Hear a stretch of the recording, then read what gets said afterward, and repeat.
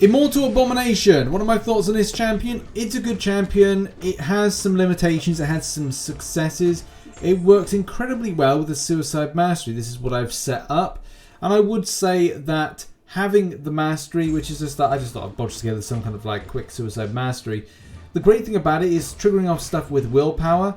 Now Willpower is great. So you've got debuffs on. The poisons are debuffs that you get. So when you're playing about this champion, every time you do 10 consecutive hits, you get a poison debuff. As soon as you stack them on, oh, by the way, the poison debuffs, they give you 0 damage, which is incredibly important when you consider that Willpower is going to give you a lot of regeneration for free. That is something that I love about this champion. It is good to go, hey, I can play this champion with Suicides, and it's incredibly Suicide Mastery friendly.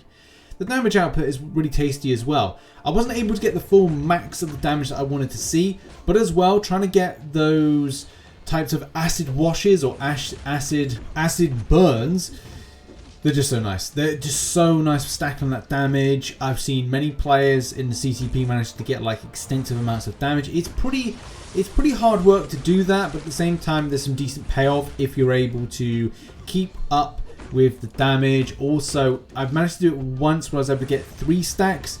If you get the toxic aura on yourself, but as well, you have to have poison debuffs.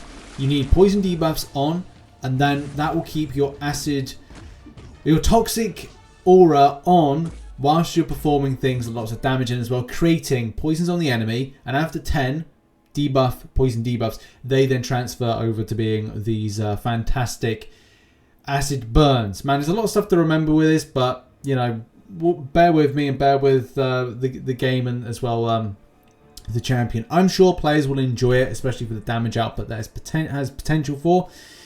Are we going to see big yellow numbers? No. Are we going to see big debuff numbers? If you're good at consecutively building poisons on yourself, then yes you will see that. Also, the champion has some relatively good kit that makes it available for a lot of content. If you're looking for an option to do some stuff with Act 5, at least at times you've got poison as a thing if you're inflicted with poison, which can happen in 5.4.6.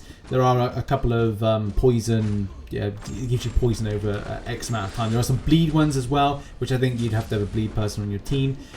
Biohazard, no, we're not very good against Biohazard unless you are going like, oh, I'm just going to hit into the block because that's what you do. No.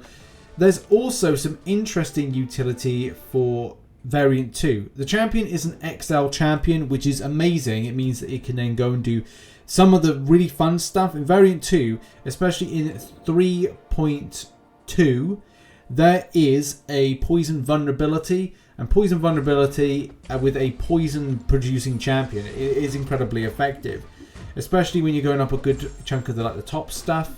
The Spider-Gwen fight's a bit kind of like funky, but at least, you know, I might showcase some footage of it over the top of me talking. But as well, being an XL champion means it's ideal to take on the Variant 2 content. I also think the champion is great for monthly quests, side quests. If we go by what was with those Hades invasions that we had last month, they were so specific on the lanes that you needed a poison immunity champion, and this is again one of those options to go, hey, this is a pretty fun kind of little counter to those things. And the same thing on a monthly basis. If you've got stuff that is very specific to poison vulnerability, no, not poison vulnerability, but poison immunity, then at least you got this champion as an option. It is great damage output, really nice and negotiable with Suicide Masteries, and as well having some specific utility. Interworked into the champion's abilities are things like Petrify and Weakness. So whilst you're blocking, whilst you're being hit, it will then produce a weakness debuff onto the enemy. It's handy. Or if you want to like suppress down the extended damage output that the enemy champion has, then it's kind of cool for a brief time, especially if you're expecting to receive a lot of damage for that matter. The second thing is that Petrify, Petrify is great, especially to have with a champion that has that element of kit going, okay, well, I can then suppress regeneration and as well power. So that's cool. I like that. There's also Envenerate, which is helpful, but I think that it's easier to produce the first two that I just mentioned with that. Do I think the champion is better to be awakened? I don't know. It's one of these ones where, do you like to put more damage onto the enemy? Do you want to keep those poisons on longer? And in some cases, I would say that it forces a narrative of yes, it would be better to have this awakened and highly sigged. Especially from a point of going like, okay, it slaps, but it doesn't slap as hard. But to be honest, that's the same case with most other champions. Most of them, you'll awaken them in order to make the champion slap more. This is going to be one of those champions that if you're looking at the signature ability, as you can see here, self-inflicted poison stack limit is increased to 12, and Abomination self-inflicts 3 poisons at the start of each fight. That's handy, especially if you want to be able to create more of those toxic auras and keep them on longer, because they do expire if you've got no poisons on. So that's kind of important. And Poison, Petrify and Acid Burn effects last 30% longer.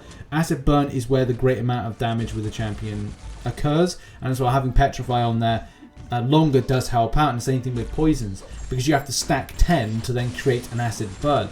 So, I don't know, maybe I'm sticking my neck out on a limb and just saying, look, this champion is much more efficient for damage output on the debuffs, and as well the creation of toxic aura by being awakened. But I guess that would be up to the court of MCOC community opinion on your thoughts on the matter with that champion. In any case, that has been the video. Hopefully you enjoyed it. And as well, I love the way that the champion gets that regeneration from suicides. Apart from that, I do think that this champion needs to be awakened quite extensively, but seems to be alright. There's some positives and there's some negatives, but it's good to see a really good suicide friendly champion come into the game. So yeah, big thumbs up to a degree. I mean, I just can't get over the way that the champion looks. It just looks so weird. But yeah, very enjoyable. Rotations is something to get used to then produce the most amount of damage from those acid burns and as well toxic aura. But apart from that, yeah, pretty fun. Worth getting at some point if you are lucky or unlucky you don't like the champion. So yeah,